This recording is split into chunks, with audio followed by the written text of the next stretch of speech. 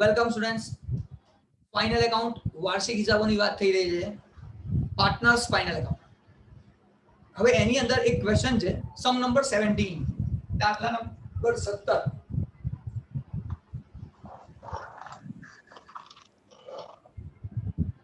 સમ number 17, દાખલા number 17. હવે એની અંદર એડજસ્ટમેન્ટ નંબર 3, હવાલા નંબર 3.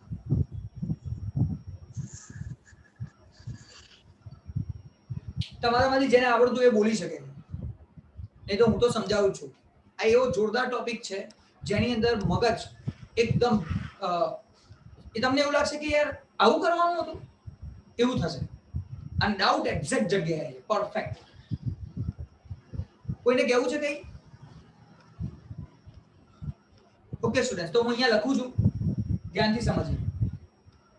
પહેલા તો તમને લોકોને એ ખબર છે, આપણે બેલેન્સ શીટ અને પીએનએલ એકાઉન્ટ, પાક્કું સરવૈયું અને નફા નુકસાનનું પત્રક, નફા નુકસાન ખાતું બનાવીએ છીએ.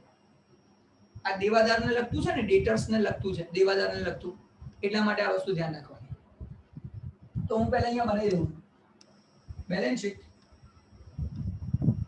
પાક્કું સરવૈયું,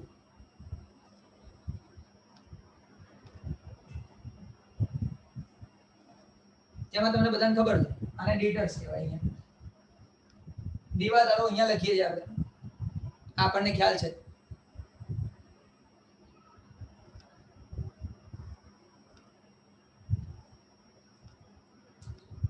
અને પીએનએલ એકાઉન્ટ, નફા નુકસાન ખાતું.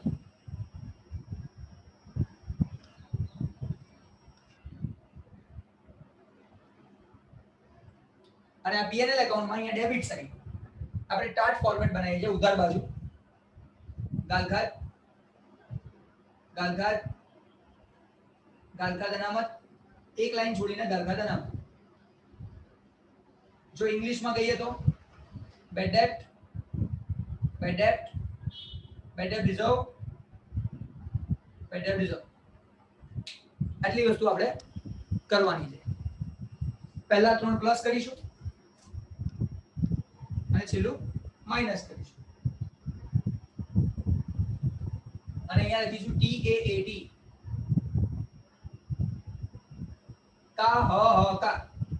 આટલી વસ્તુ આપણે કરીશું. આટલામાં તમારામાંથી કોઈને ડાઉટ નહીં હોય.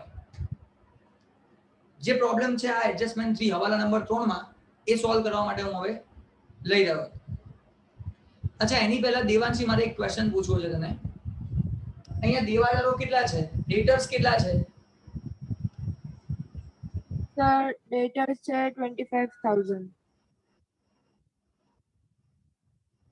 અચ્છા, આની અંદર કઈ પ્લસ માઇનસ થયું છે કે એડજસ્ટમેન્ટ આગળ કોઈ એવો આવ્યો હોય, હવાલો કોઈ એવો હોય કે જેમાં આમાં પ્લસ માઇનસ રેકોર્ડ કરવાનું બાકી છે, વધારે રેકોર્ડ થઈ ગયો હોય, એવું કઈ કરવાનું આવ્યું છે કઈ આખા સમમાં?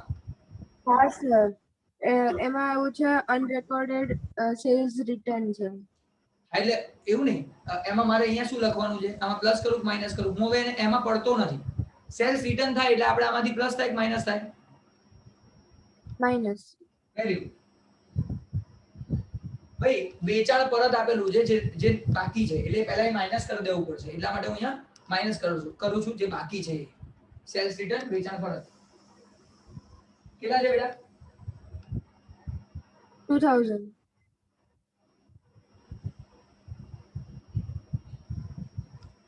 આ 2,000 રૂપિયાનું એ આપણને આપી છે 2,000, તો માઇનસ થઈ ગયું. અચ્છા, બીજું કે પ્લસ માઇનસ છે હજી બીજું કઈ? ના સર, બીજું નથી. ઓકે, તો આપણે અહીંયા 2,000 રૂપિયા લખી નાખ્યા માઇનસ કરીને. આપણો આન્સર આવશે 23,000, 23,000 રૂપિયા. ચાલો, આટલું કામ થયું. હવે તમને જે એડજસ્ટમેન્ટ આપ્યો છે હવાલો,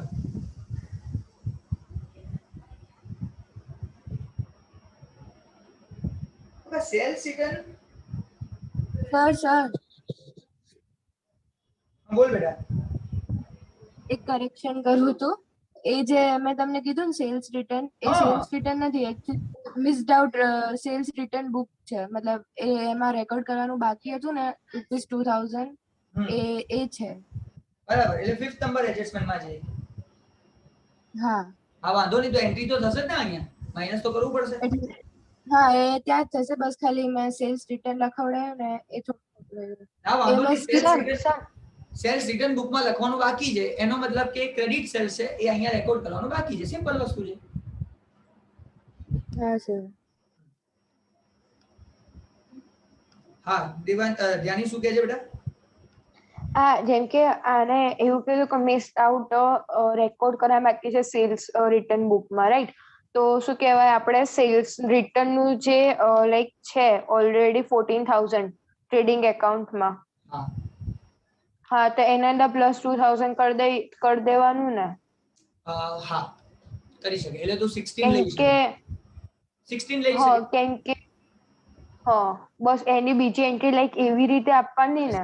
એક એન્ટ્રી અહીંયા ને બીજી એન્ટ્રી સેલ્સમાં, સેલ્સ રિટર્નમાં હા. પ્લસ, એટલે 14 ને તું 16 લઈને માઈનસ કરી શકે, વાંધો નથી. સર હા બેટા. હું આ ધ્યાનીને કરેક્શન કરવાનું કહું છું. એ 14,000 સેલ્સ રિટર્ન નથી, ધ્યાની 16,000 છે સેલ્સ રિટર્ન. અચ્છા એવું છે.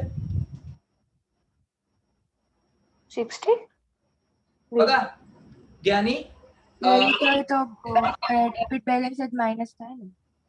ધ્યાની purchase debit, purchase return credit, sales credit, sales return debit, તો સેલ્સ રિટર્ન ડેબિટ વાળું લેવાનું. અરે હા સોરી, ચાલો મેં ઊંધું કરી દીધું, સેલ્સ રિટર્ન ને ક્રેડિટ જ લઈ લીધું. સારું કર્યું કે દેવાંશીએ કરેક્શન કર્યું, નહીં તો એ ખોટું પડત ને તો એ એન્ટ્રીમાં પહેલા ટ્રેડિંગ એકાઉન્ટ જ ટેલી નાખત. સર એટલે મારો 16 નંબરનો સમ ખોટ આવતો તો હવે ખબર પડી. કોઈ ચિંતા નહીં, આજ મિસ્ટેક ને કરેક્શન કરવા માટે તો મળ્યા છીએ. ચલો આગળ જઈએ જા ફરીથી. તો આટલી એન્ટ્રી થઈ ગઈ. હવે સ્ટુડન્ટ્સ એડજસ્ટમેન્ટ નંબર 3, હવાલા નંબર 3 માં શું કીધું છે? પહેલા ઇંગ્લિશમાં વાંચ દેવાનું છે. હા sir. Debtors of rupees 10,000 become insolvent. વાંચ વાંચ. 50% amount will be received as per instruction of his receiver. Provide 5% bad debt reserve. ગુજરાતીમાં શૈલીના વાંચ. જોશથી બોલજે, મગર અવાજ બહુ ઓછો આવે છે. જોશથી બોલ. હા આમ મજબૂતથી. આમ ગુસ્સો આવે તો કેતો બોલે એવું બોલ. હા બહુ જબરદસ્ત બોલે.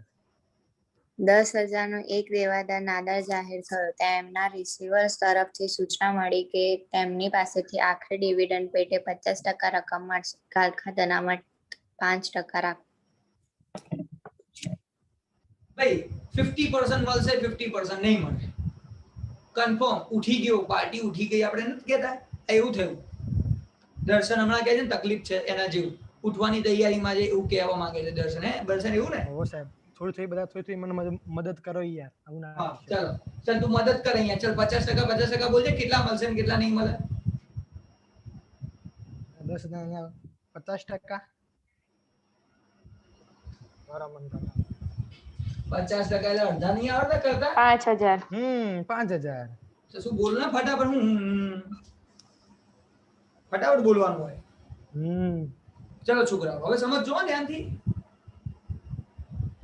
10,000 વાળા છે એમાંથી 50% મળશે, 50% નહીં મળે. આનું નામ શું? આ નામ મળે એને શું કહેવાય?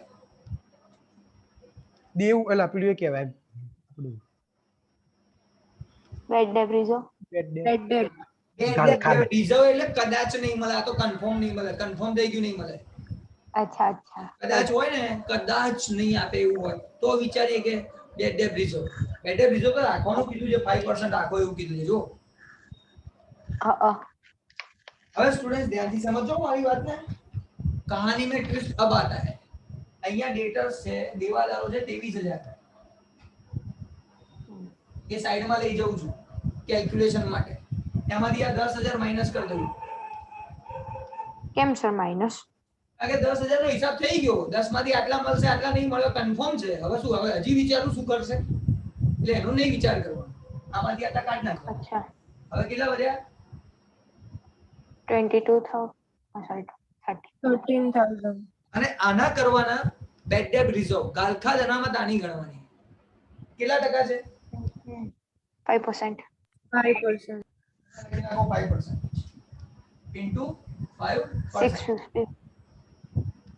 આ થઈ ગઈ મારી બેડ ડેટ રિઝર્વ. આ કેલ્ક્યુલેશન માટે ખાલી સાઈડમાં લઈ ગયો છો, બીજું કોઈ રીઝન નથી. તો મને બે અમાઉન્ટ પડી ગઈ, બેડ ડેટ રિઝર્વ, ગાલખાદ અને ગાલખાદ અનામત.